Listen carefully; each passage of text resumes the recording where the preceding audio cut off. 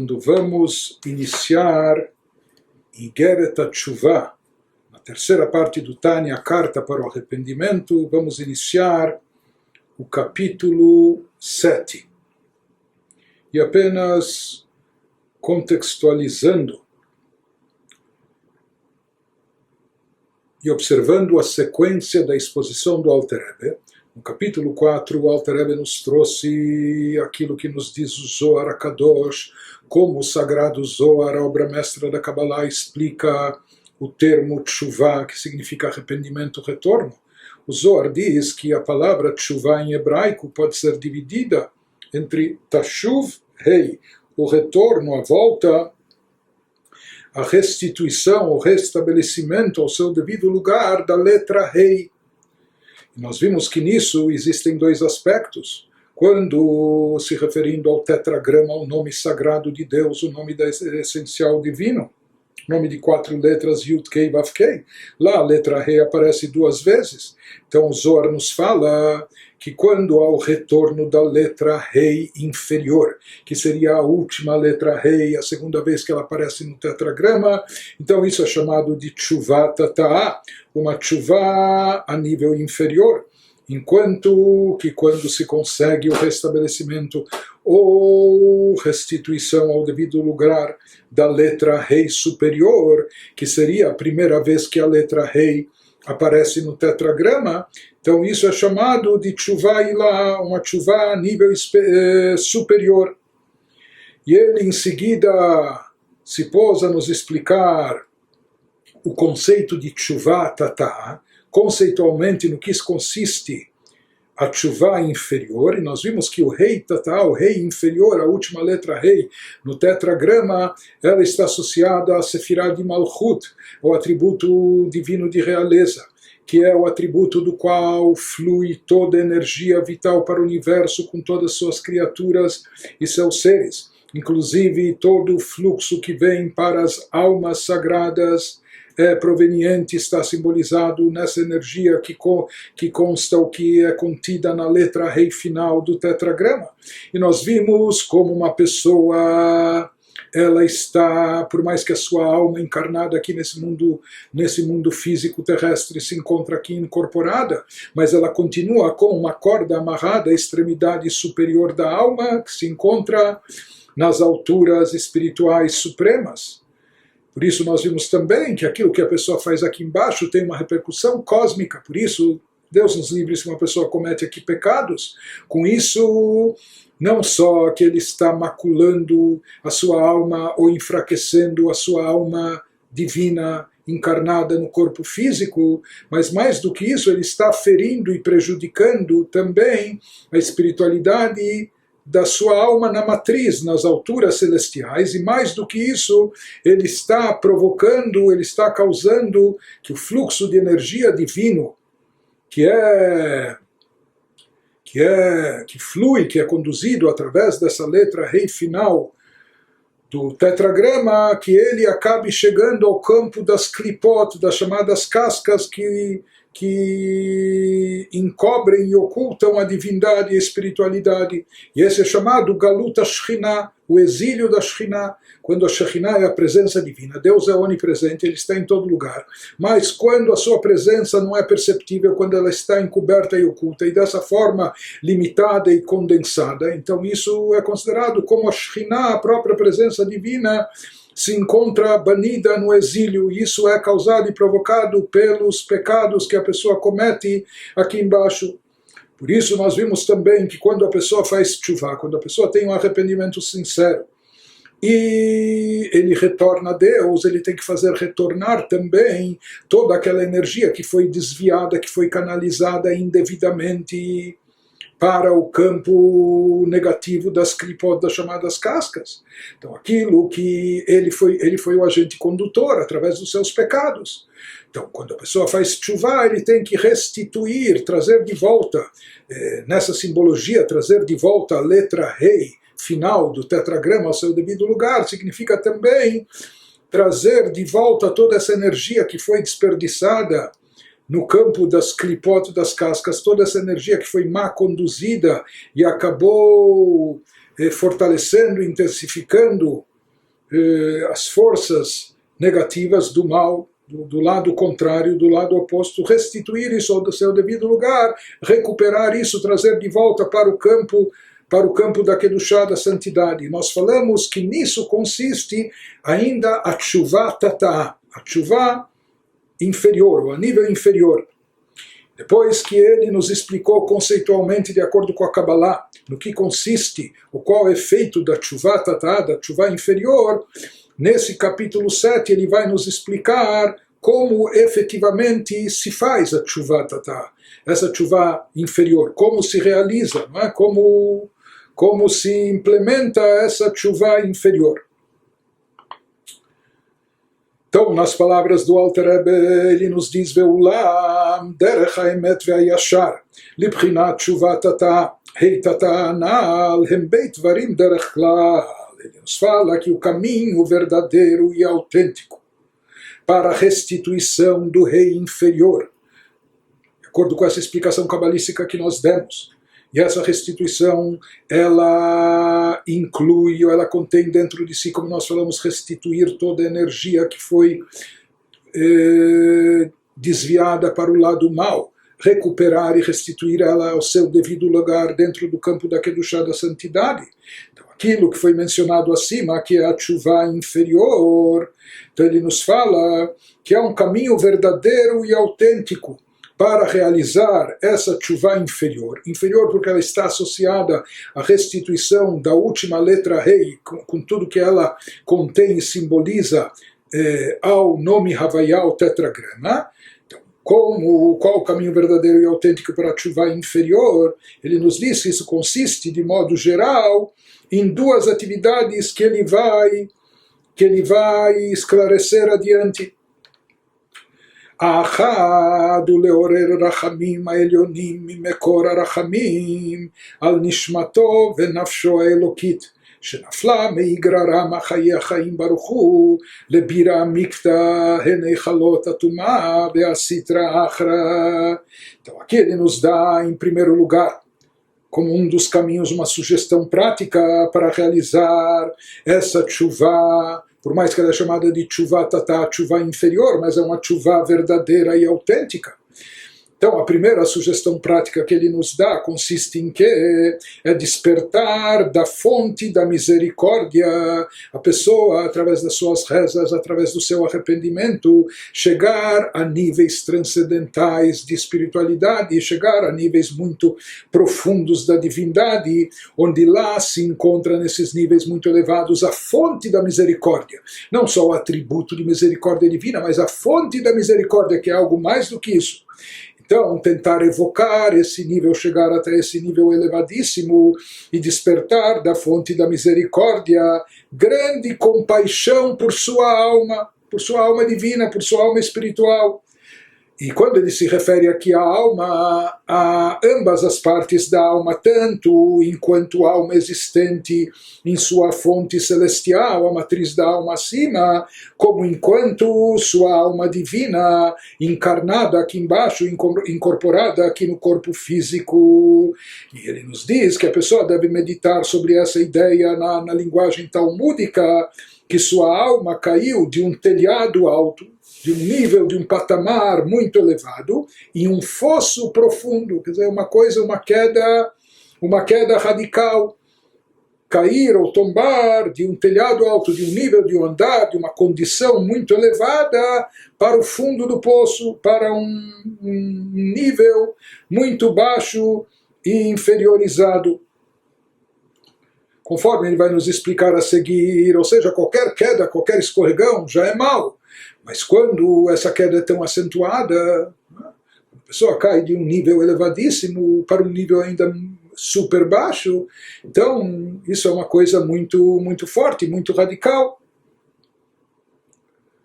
E ele nos diz que em linguagem metafórica, nessa simbologia, isso reflete a queda enorme da alma. Ou seja, não só que a alma aqui incorporada, não só que ela se desprendeu do campo espiritual, divino, onde ela se encontra na sua origem, onde a sua matriz se encontra, mas mais do que isso, que ela caiu e tombou num nível onde divindade está completamente obscura, onde espiritualidade está oculta, inacessível. Então isso que ele nos fala, quer dizer, esse é o paradoxo, que a alma sai de uma altura celestial elevadíssima. E onde ela vem parar? No plano anti-espiritual, contrário a toda a espiritualidade, não é? Hostil à espiritualidade. Então, de forma geral, se diz que até os mundos, eles representam algo per si, já uma criação. Existe o Criador, onde a alma se encontra na matriz, ou no mundo de Atzilut, emanação. Lá o que está em evidência é o Criador e não criaturas. Mas já a partir de Briá e Yetzirá se há nos mundos subsequentes. Então todos os mundos, mesmo os mais elevados, os planos angelicais, espirituais, onde se encontram as almas ainda desencarnadas, etc., todos os mundos, de forma geral, eles já estão num nível bem mais baixo do que o plano de Atzilut, onde lá está em evidência o Criador. Aqui já são criações, já são criaturas. E muito mais esse Olam Hassiah, quando a gente se refere ao mundo da ação. E o nosso mundo da ação físico, terrestre e material, isso já por si só representa um nível baixíssimo de espiritualidade, super afastado da divindade evidente. E aqui a gente imagina o descenso da alma, que ela saiu daquele campo elevadíssimo onde ela se encontrava enraizada em Atzilut, na essência divina, onde lá só está em evidência o Criador, e ela desce e passa por vários descensos até ela chegar nesse mundo terrestre, no campo físico materialista, e aqui se associar a um corpo físico e uma alma animal, que mesmo, ou seja, aqui, mesmo que a pessoa nem cometesse pecado e infrações, mas simplesmente por estar nesse mundo físico e materialista, simplesmente por sua alma divina sagrada estar, por assim dizer, presa a um corpo físico com suas tendências, fraquezas, inclinações, e associada a uma alma animal que tem só desejos de autossatisfação, egocêntricos, etc. Isso por si só, mesmo que a pessoa não cometa pecados e transgressões, já é uma descida espiritual, já é uma queda espiritual imensa e enorme. Só que quando a pessoa comete um pecado e transgressão, o descenso e a queda é mais acentuado ainda, porque daí ele leva consigo a alma divina, a partícula da alma divina que ele comporta dentro de si. Ele leva isso para o campo das klipot, para o campo das cascas que encobrem sobre a divindade, que são antagônicas à divindade, e os chamados campos da Sitra Achra, do outro lado, do lado oposto a Kedushá, a santidade. Ele nos diz, quando uma pessoa parar e refletir sobre isso, aqui ele nos fala, às vezes a gente tem autopiedade, mas às vezes essa autopiedade nossa, às vezes a pessoa tem pena de si, porque ele acha que não está ganhando o suficiente, porque ele está passando dificuldades, ou etc. Mas aqui ele nos fala da pessoa ter piedade, despertar misericórdia pela sua alma divina, pela situação que se encontra a sua alma divina, de onde ela veio e onde ela chegou. Ela veio de alturas espirituais elevadíssimas, e onde ela se encontra, em qual situação ela se encontra aqui, principalmente após a pessoa ter pecado, ela teve uma queda acentuadíssima, ela se encontra agora na sarjeta, no lixo, ela se encontra no campo das klipot e da Sitra Achra, no campo das chamadas cascas que encobrem e ocultam a divindade, e no campo oposto a Kedushá. E quando a pessoa refletir e meditar nisso, então a pessoa simplesmente deve despertar piedade e misericórdia sobre a alma. Agora, puxa, coitada da minha alma divina, o que aconteceu com ela, o que eu fiz com ela, o que eu fiz para ela, o que eu cometi, o que eu causei para ela. Coitado, olha a situação, não é? Às vezes nossa alma divina está subnutrida, a gente não a alimentou, a gente não a vestiu, né? Nem através de estudo da Torá ou prática de mitzvot, etc. Ou pior do que isso, a gente levou ela para o mau caminho, para um lugar negativo, que é o campo contrário, através de pecados. Ele nos diz, nos explica essa meditação aqui, Ve'al mekorah bemekor ha'chaim, Ushem havaya baruch hu, ukmo shkatuv, ve'yashuv elavai virachameyu. Ele nos diz que aqui o chamado telhado alto, ou o patamar alto que a alma se encontrava antes de chegar nesse campo terrestre, nesse mundo físico, esse telhado alto é representado pela abençoada fonte da vida, que isso é a matriz da nossa alma, e onde ou para onde ela chega até um fosso profundo. Isso refere-se às câmaras da impureza, e Sitra Achra, o lado oposto à santidade, que foram energizadas por seu pecado. Esse campo das chamadas câmaras de impureza, o lado contrário, já existe, Deus criou, mas Deus criou de uma forma limitada, como a gente explicou várias vezes, somente para possibilitar o livre-arbítrio,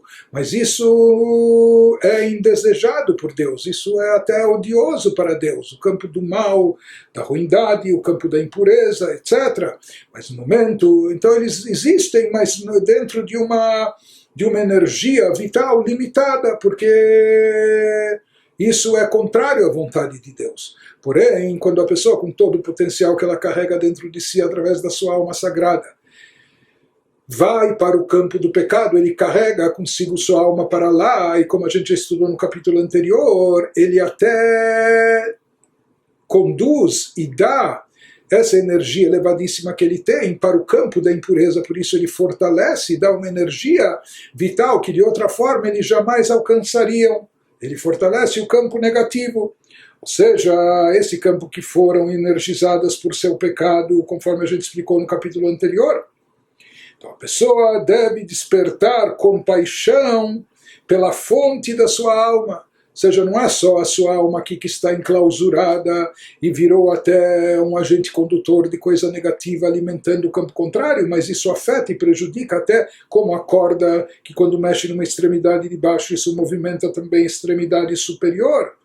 Então isso afeta até a fonte, a matriz da sua alma acima. Portanto, ele nos diz que a pessoa deve despertar compaixão também pela fonte da sua alma, na fonte da vida, que é a essência da divindade, que é o abençoado tetragrama. Conforme de fato está escrito, assim está em Isaías 55:7, retorne ele, o pecador, para Havaie, para Deus, mas aqui é trazido o nome Havaie, o tetragrama, que se compadecerá dele. Então a pessoa tem que fazer esse retorno, retorne ele para Havaie, ou seja, em outras palavras, fazer retornar a letra rei final, todo esse fluxo de energia vital que ele conduziu para o endereço errado, para o endereço contrário, foi um gol contra. Né? Então fazer isso, retorne ele para Havaie. Não só que a pessoa retorne a Deus, mas aqui cabalisticamente explicando o versículo, que ele retorne a letra rei, simbolizando ou contendo toda essa energia que foi mal conduzida. Retorne ele para Havaie, para a fonte da sua alma, a fonte da vida, para a essência da divindade, que se compadecerá dele. Aqui nós vemos que esse retorno está associado ao despertar de misericórdia, de compaixão. וכמו שכתוב וישוב אליי וירחמי פירוש לעורר רחמים על השפעת שם הווי ברוך הוא שנשתלשלה וירדה תוך היכלות הסטרא אחרא הטמאים להחיותם על ידי מעשה אנוש ותחבולותיו ומחשבותיו הרעות, especificando e recordando aquilo que explicamos no capítulo anterior. Então ele nos diz, a pessoa tem que refletir e meditar sobre isso, sobre a grande compaixão que aqui precisa a sua alma divina, de onde ela veio e onde ela foi chegar, onde a gente a colocou. E não só que a gente colocou ela nesse campo de impureza, a gente ainda forçou ela a emitir energia e dar força para aquilo que é abominável, odioso a ela, para aquilo que é contrário à vontade divina. Isso que ele nos diz é o primeiro passo da tshuva tatá, dessa tshuva a nível inferior, despertar, isto é, despertar compaixão pelo fluxo do abençoado tetragrama em sua alma, ou seja, a pessoa refletir que Deus lhe deu, lhe concedeu um enorme potencial, Deus lhe agraciou com um potencial enorme de energia divina na sua alma sagrada. Mas a gente acabou direcionando isso para o mal de forma negativa.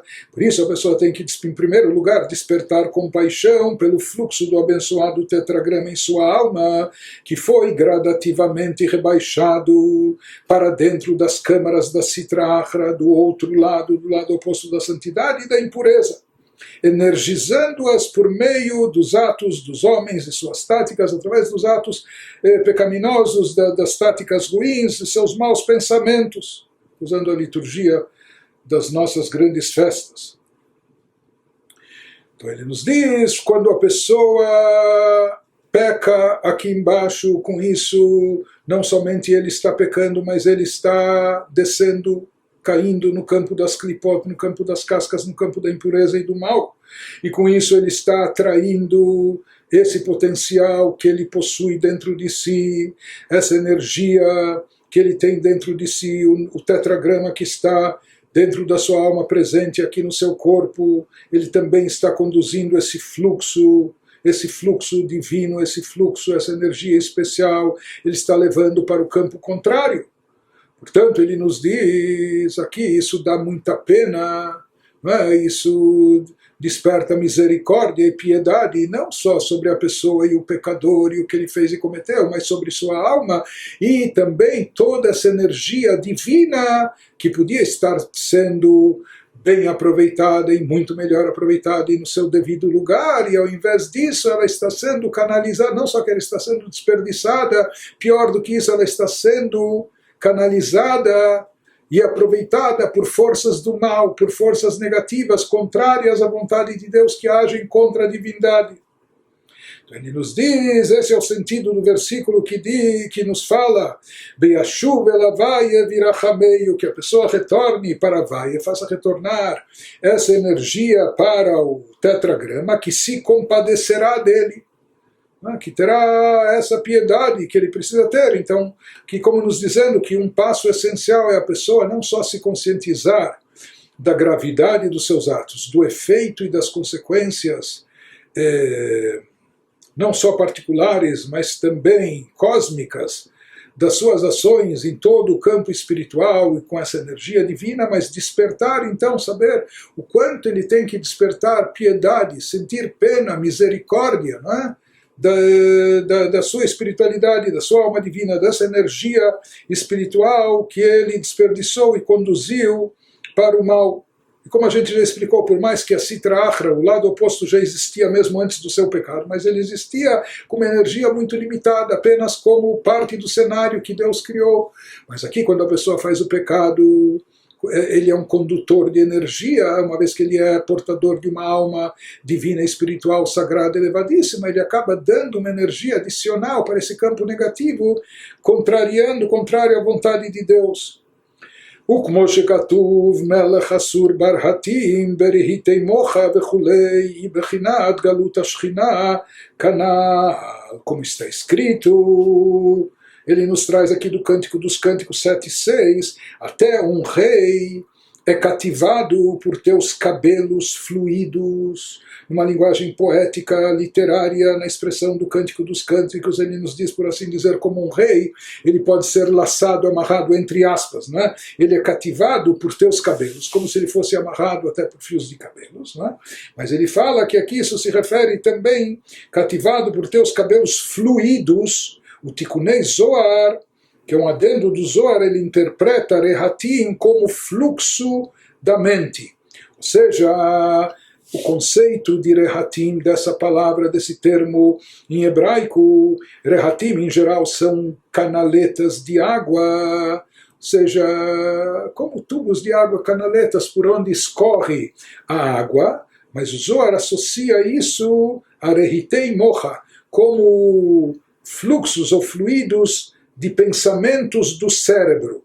Ou seja, assim como ele nos diz, assim como pode ser laçado com os cabelos, entre aspas. Ele nos fala que também existem essas canaletas, por assim dizer, canaletas de água. E da mesma maneira ele nos diz o que simbolizam essas canaletas de água, o fluxo, não só o fluxo da água, a corrente da água, mas o fluxo de pensamento incessante da pessoa, os pensamentos que fluem sem parar.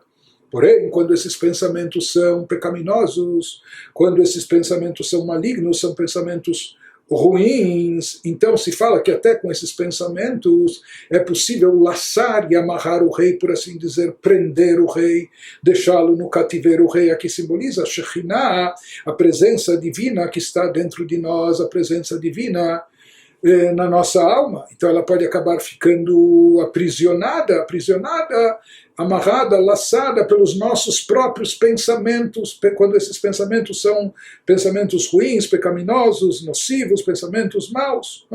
Então isso que ele nos diz, Melech Asur Bar Hatim, que o próprio rei ele fica amarrado, preso no cativeiro.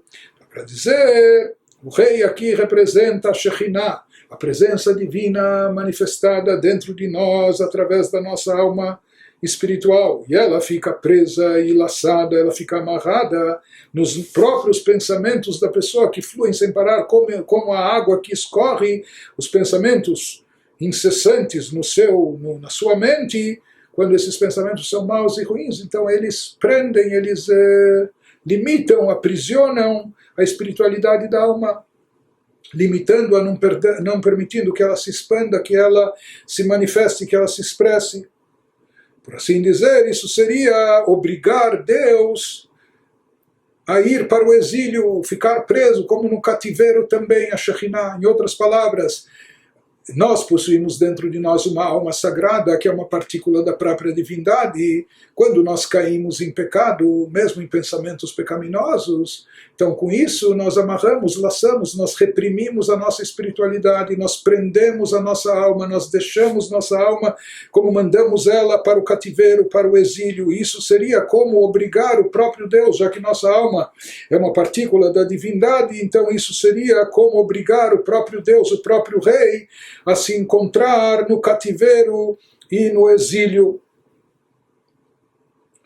Ele nos diz, esse é o conceito, esse é o exílio da Shekhinah, a presença divina mencionada acima no capítulo anterior, que significa, nessa interpretação que nós estamos vendo, o desvio do rei do tetragrama, da Shekhinah, que o rei do tetragrama ele simboliza todo o fluxo de energia vital que flui, que vem para o universo, para as criaturas, para todos os seres. E nós falamos que o tetragrama existe também de forma particular dentro da alma de cada um de nós.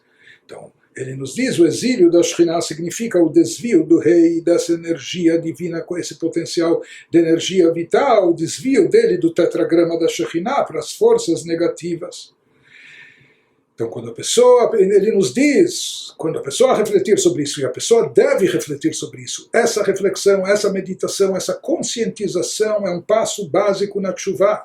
Nessa tshuva tatá, nesse plano de tshuva inferior, ou seja, algo essencial para produzir e realizar de forma eficaz a tshuva tatá, a tshuva inferior. O primeiro passo prático é a pessoa se aprofundar no efeito, no resultado dos seus atos, dos seus pecados, das suas falhas e o prejuízo espiritual que isso causou, esse desvio de energia, etc. E o quanto a pessoa deve se encher de piedade e misericórdia pela sua alma divina, pela sua espiritualidade, pela divindade presente dentro de si, pela energia divina que lhe foi dada, que ele contém, chamada letra rei do tetragrama. O tetragrama conforme se encontra na sua alma, mas também ele está ligado àquilo que simboliza a letra rei no tetragrama, no nome de Deus, toda a energia presente na Sefirah de Malchut, que ela foi conduzida através dos seus atos ruins para um campo negativo e nocivo, mau. Ele nos diz qual é o momento apropriado para essa meditação, para despertar essa misericórdia intensa. Então aqui ele nos fala que um passo para tshuva é a pessoa se conscientizar da gravidade dos seus atos e aquilo que as suas consequências, o resultado que ele causou, E não somente isso, ou seja, que a pessoa se conscientiza que também ele tem que corrigir isso, restituir para o devido lugar toda essa energia que foi mal conduzida. Mas isso ele vai se conscientizar somente quando a pessoa saber, puxa, o que eu fiz? Olhe quanta pena e misericórdia devo ter da alma da espiritualidade, da energia do Rei Tatá, quanta piedade, quanta compaixão eu devo despertar. Nos diz o Alter Rebbe, Uzman המסוגל לזה הוא בתיקון חצות, כמו שכתוב בסידור, בהערה עיין שם באריכות. Uma ocasião apropriada para essa meditação que desperte a piedade e misericórdia sobre a alma divina, sua espiritualidade, etc., é durante o Tikkun Chatzot. Tikkun Chatzot é uma oração da meia-noite que tem um tom melancólico, conforme consta no Sidur, que foi elaborado, o livro de reza elaborado pelo próprio Rav Shneur Zalman, na nota sobre Tikkun Chatzot, ele nos remete lá, veja lá a explicação. Tikkun Chatzot é uma oração que algumas pessoas elevadas fazem entre os cabalistas. Isso era mais comum, em gerações anteriores era mais comum, em vários sidurim, livros de reza, isso se encontra antes da reza matinal. Basicamente é uma oração que se faz pela destruição do templo sagrado, pela ausência do Beit HaMikdash, do templo em Jerusalém, pelo fato de estarmos no galut, no exílio ou na diáspora, desprovidos da santidade do templo, etc. Então esse, cabalisticamente, é um momento propício a partir da meia-noite, ou de madrugada, depois da meia-noite, um momento propício, de acordo com os livros, se fala que nesse momento o próprio Deus lamenta a destruição da sua casa, do seu templo, e cabalisticamente é um momento apropriado para prantear e chorar a destruição do Beit HaMikdash e demonstrar o quanto nós sentimos falta, a ausência do Beit HaMikdash, de toda essa santidade que ele contém, etc. Então ele nos diz, o próprio Alter Rebbe, nas suas observações que ele inseriu no Sidur, que ele organizou, lá ele explica que o momento propício para isso, conforme os livros dizem, que na realidade, nesse momento, quando a gente pranteia, quando a gente lamenta a destruição do Beit HaMikdash, não é somente do Beit HaMikdash, do templo em Jerusalém, mas isso inclui, talvez até em primeiro lugar, lamentar e prantear a destruição do nosso templo particular. Cada um de nós tem que, por assim dizer, construir o seu próprio templo na sua própria vida. E às vezes o nosso Mikdash particular, o nosso santuário particular está destroçado, está destruído, através de pecados, através de transgressões, etc. Então, essa oração de Tikkun Chatzot, essa oração da meia-noite, ela é uma lamentação, um pranto, a pessoa chorar pela destruição do Beit HaMikdash, como falamos, não só do Beit HaMikdash geral, grande em Jerusalém, mas do seu Mikdash particular, prantear os seus pecados, suas falhas. Diz o Alter Rebbe, וזהו שכתוב שם, נפלה עטרת ראשנו, אוינה לנו כי חטאנו. Então, misticamente, cabalisticamente, um momento propício para despertar misericórdia sobre sua alma, sobre sua espiritualidade, sobre a energia divina desperdiçada ou má canalizada, nessa oração a partir de meia-noite ou de madrugada. E esse é o significado do versículo que é citado lá no Tikkun Chatzot, um versículo em Lamentações 5,16 que diz: caiu a coroa de nossa cabeça, ai de nós, porque pecamos. A pessoa lamentar, estava numa condição tão alta, elevada, era coroado, só que a coroa caiu da nossa cabeça, ai de nós, coitado de nós, olha o que fizemos, olha a situação que a gente se encontra e por que isso aconteceu? Porque pecamos. Então esse versículo é dito no Tikkun Chatzot. E o significado aqui é justamente esclarecer essa lei de causa e efeito. Porque pecamos, uma vez que pecamos, a gente causou essa queda, essa situação que a coroa caiu da nossa cabeça. E o que isso significa? essa queda espiritual da nossa alma, da nossa espiritualidade, que essa queda atinge não só a alma encarnada, mas até a fonte matriz da alma, que é prejudicada, como nós dissemos, que isso representa ou simboliza a coroa da nossa cabeça, entre aspas, conforme dito aqui no versículo. ולכן נקרא הקדוש ברוך הוא מלך עלוב בפרקי החלות, כמו שכתב הרב מוישה קורדוברו ז"ל, כי אין לך עלבון גדול מזה. Por isso, numa obra clássica em Pirkei Halot, Deus é chamado o Rei Humilhado.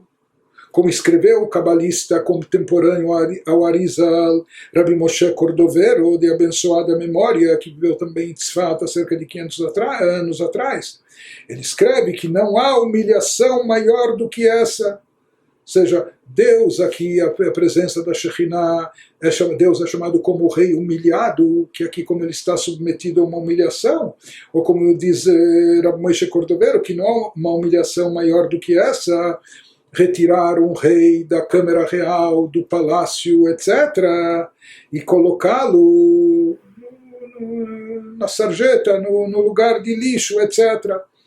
Mas, de certa forma, é isso o que nós causamos através do pecado, que essa partícula da Shekhinah, da presença divina presente dentro de nós, essa partícula divina na nossa alma, que é algo tão elevado, é colocado no campo da impureza, da sujeira espiritual, através dos nossos pecados. Por isso, deve-se despertar extrema compaixão, piedade e misericórdia sobre a nossa alma sagrada, sobre a divindade presente em nós, e o que foi causado, e que o fato dela estar banida, exilada e no cativeiro dessa forma. Diz, por quê? Porque isso para a própria Shekhinah é uma humilhação que não há como ela. Né? Ela ser retirada do seu campo elevadíssimo da Kedushá, da santidade, e ser colocada no meio das chamadas cascas e do lado contrário à Kedushá, e ainda ter que alimentá-las e energizá-las, as forças do mal. ובפרט כאשר יתבונן המשכיל בגדולת אינסוף ברוך הוא, ממלא כל עלמין וסובב כל עלמין, כל אחד ואחד לפי שיעור שכלו והבנתו, יתמרמר על זה מאוד מאוד.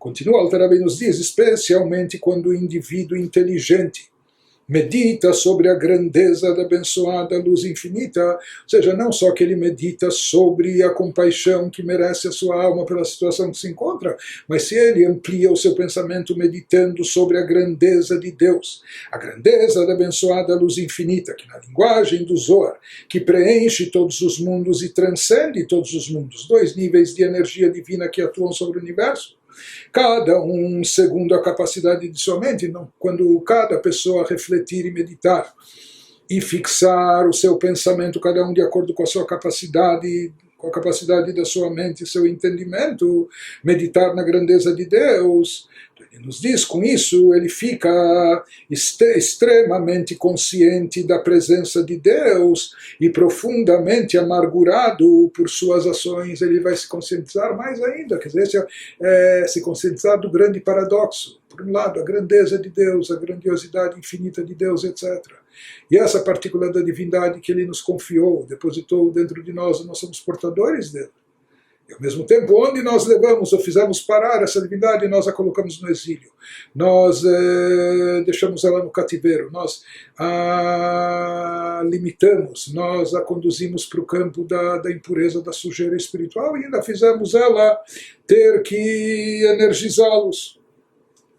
Então ele nos diz, essa meditação, quanto a gente vê o quanto foi grande e acentuado o descenso e a queda da Shekhinah no Galut, durante o exílio. Então isso por si só, traçando esse contraste, esse paradoxo, onde estava e onde está, isso por si só já desperta grande piedade e misericórdia. Mas ainda quando a pessoa se concentra, puxa, mas não é só onde estava, mas olhe toda a grandeza de Deus e o que foi acontecer e onde foi parar, então isso deixa a pessoa extremamente amargurada e desperta extrema misericórdia e piedade. Como nós vamos ver a seguir, e como nós já falamos, hoje em dia poucas pessoas dizem o Tikkun Hatzot. Tinha pessoas antigamente que falavam todos os dias, ou antes de Shabbat, segunda e quinta, dias especiais.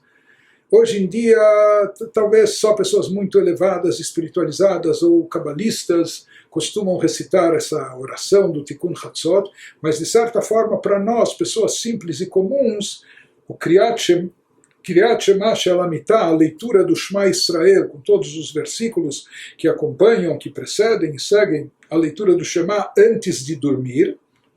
Então, a leitura do Shema feita antes de dormir também é um momento de um balanço pessoal, um momento de introspecção, etc. Um momento de um inventário pessoal todos os dias, como foi o dia, o que fizemos, o que realizamos, o que faltou fazer, onde falhamos e etc.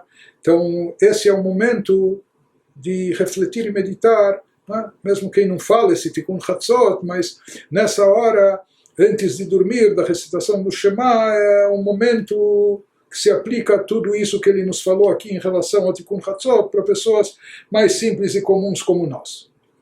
Então, esse é o primeiro passo para implementar a tshuva, a tshuva inferior. Qual é o segundo passo? Ve'asheni levateshu leachnia klipa vesitra achra. A segunda maneira de garantir uma tshuva sincera, nos diz o Alter Rebbe, consiste em que? É esmagar e subjugar a sitra achra, o lado contrário, o lado oposto, o lado do mal, cuja força vital, que ele vai nos dizer, Asher kol chayuta irag bechinat gassut ve'agba'a, como shkatuv im tagbia kanesha ve'gomer, ve'abitush ve'achna dafar mamash, zoi mitata u'bitula.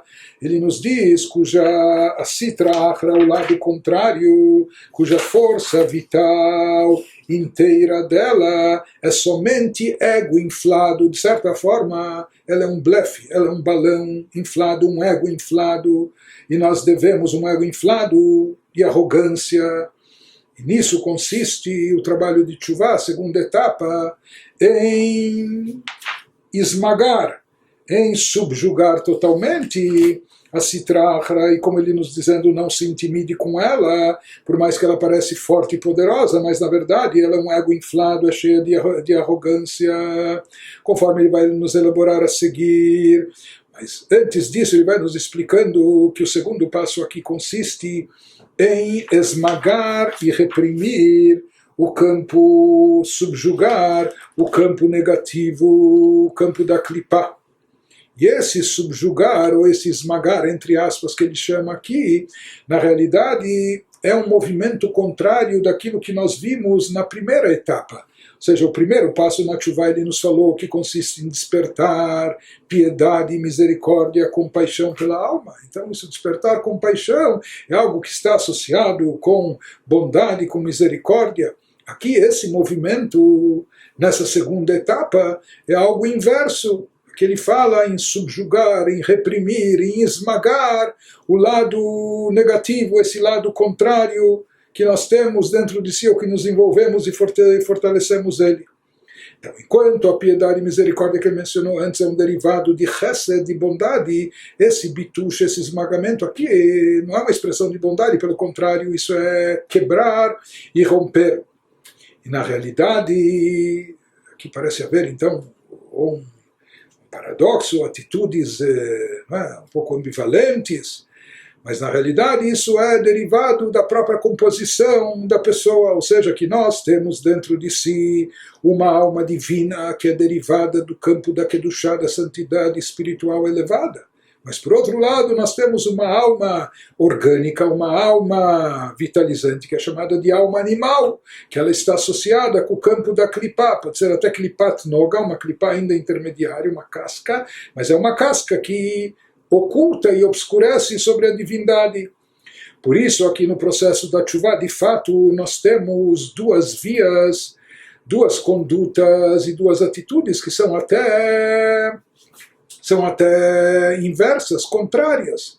Ou seja, para a pessoa poder produzir e realizar a tshuva e retirar sua alma divina do exílio ou do cativeiro, que ela significa que ela está no exílio, que ela estava sob o domínio da alma animal, ou seja, que preponderou e prevaleceu na vida da pessoa durante um tempo a alma animal. Então, para isso, de fato, tem que haver aqui dois tipos de ações ou de atitudes em dois aspectos e duas vias, e são contrárias. Inclusive, de acordo com Zohar, se fala o fortalecimento do lado físico-corpóreo da pessoa associado com a alma animal, inevitavelmente gera uma fragilidade, um enfraquecimento da alma divina, espiritual, e vice-versa. Quando se fortalece o lado espiritual da pessoa, é reprimido, enfraquecido o lado animal, o lado, né, da alma animal. Então, aqui ele nos disse, por isso, em primeiro lugar, tem que se despertar grande piedade e misericórdia sobre a alma divina. Essa é a atitude em relação à alma divina após o pecado para realizar a tshuva. Em relação à alma animal, aí tem que haver uma atitude enérgica, dura e etc. Aqui deve-se esmagá-la, deve-se reprimi-la. A pessoa deve quebrar e romper a arrogância, o ego inflado da alma animal, com todos os seus desejos, com todas as suas paixões, com seus desejos de autossatisfação e etc. Mesmo ele nos diz também que em relação ao exílio da Shekhinah, existem esses dois aspectos. Por um lado, nós devemos despertar piedade e misericórdia sobre a Shekhinah, sobre a energia divina que foi conduzida para o lugar, o endereço errado. E ao mesmo tempo, nós devemos reprimir, esmagar o campo das klipot, né, que tiveram a audácia de querer mamar, de querer sugar essa energia adicional do campo da Kedushá, então botá-los no seu devido lugar, esmagando-os, porque, como me lembrando, olha, vocês são o mal, vocês estão aqui só como referência para escolher entre o bem e o mal, mas vocês são odiosos. O campo da Klipá, do mal, negativo, é odioso aos olhos de Deus. E ele nos fala aqui que, na verdade, a pessoa não deve se intimidar com o campo da Klipá, mesmo que o nosso mundo é um mundo repleto de Klipot, e é o que mais está evidente, é o lado negativo, mas ele nos fala aqui, nos esclarece que toda a existência da Klipá é somente ego inflado, é um balão inflado, e arrogância. E ele nos diz, conforme está escrito, como Shkatuv, im tagbia kanesha vegomer beabitush veachnad afar mamash, zoi mitatau bitulá, como está escrito, se subires, em Obadias 1:4, se subires ao alto como uma águia, se referindo ao mal, às forças do mal, mas Deus fala, dali te farei descer, diz Deus. Então, se fala que o campo das clipotas, às vezes ele sobe, se impõe, de forma com altivez, como se fosse forte, grande e poderoso, mas na realidade é um blefe, ele não tem toda essa força e energia, porque ele é contrário à vontade divina, como falamos, e ele está aí só de parte do cenário. E ele nos diz, quando a pessoa encara e enfrenta o mal, a alma animal, o campo das klipot, com isso ele subjuga, ele esmaga, ele reprime, né, e bota ele no seu devido lugar. Então, isso que ele nos diz, o esmagamento e subjugação da Sitra Achra, lançá-la por terra, literalmente, quase que pisotear nela, mostrar, olha, fique no seu devido lugar, você não é a coisa mais importante nem no mundo, nem na minha vida, e etc. Não é?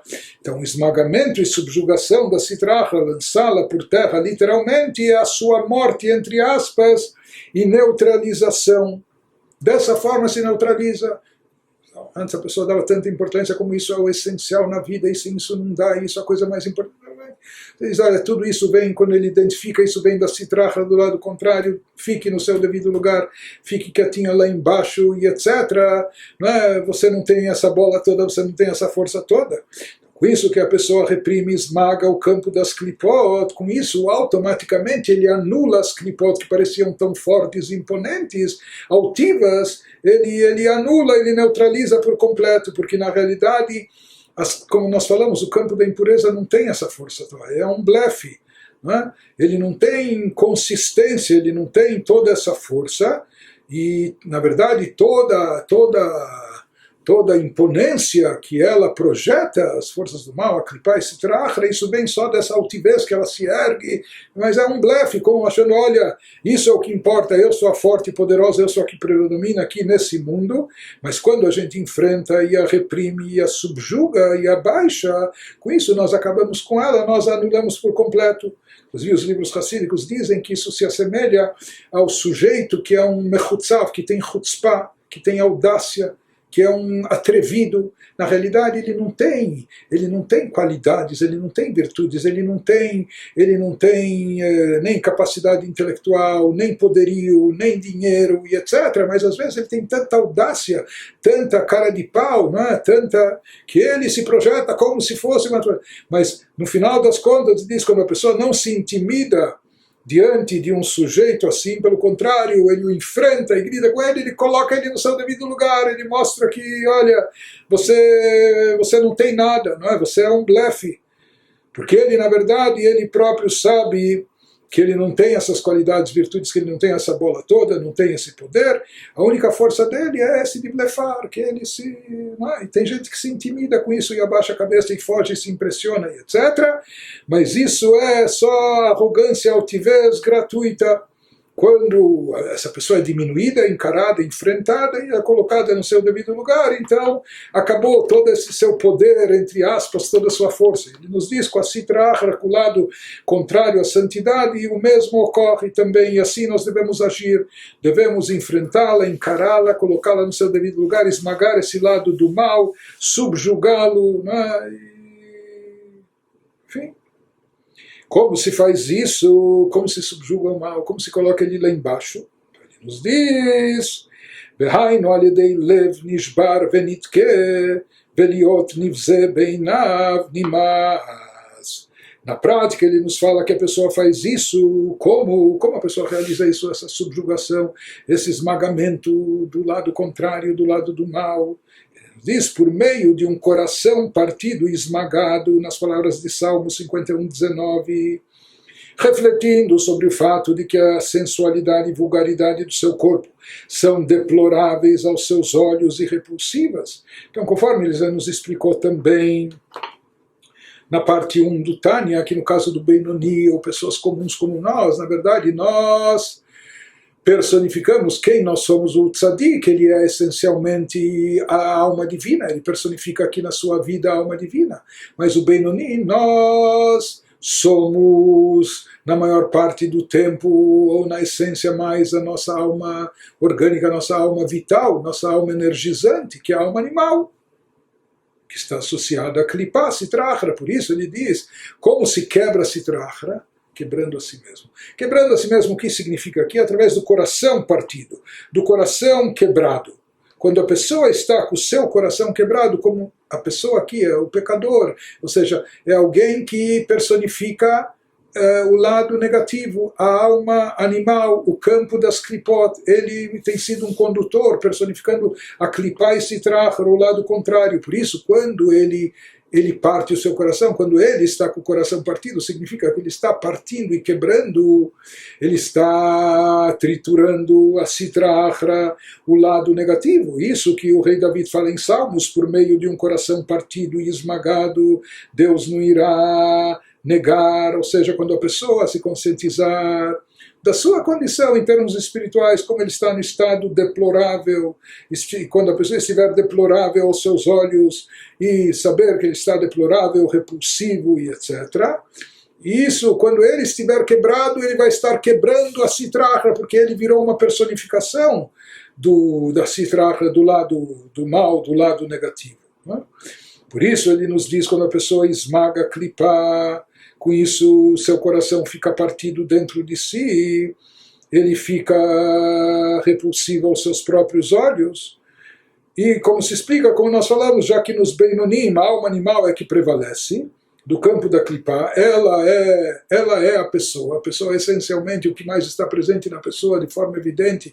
No caso do Benoni, não do Tzadik, não é a alma divina, mas sim a alma animal. Por isso, quando ele domestica, doma, ele acalma o seu animalzinho, né, o seu campo de Klipá, então com isso, ele diz, partindo o seu coração. Seu coração está ligado aqui com sua alma animal. Com isso ele está quebrando e partindo a clipá, o lado contrário, o lado negativo. Ele nos diz, ele nos traz aqui do Zohar, que quebrar a clipá está ligado ao coração partido. Em parênteses, se lembra que o Rebbe de Kotzk dizia que não há nada mais completo e inteiro do que um coração partido. Nós vamos ver aqui que do Zohar, esse sentimento de coração partido que leva a pessoa a uma profunda humildade e modéstia e baixa a sua crina, o seu ego e etc., esvazia-se da sua arrogância de si próprio, isso é a chave para a tshuva.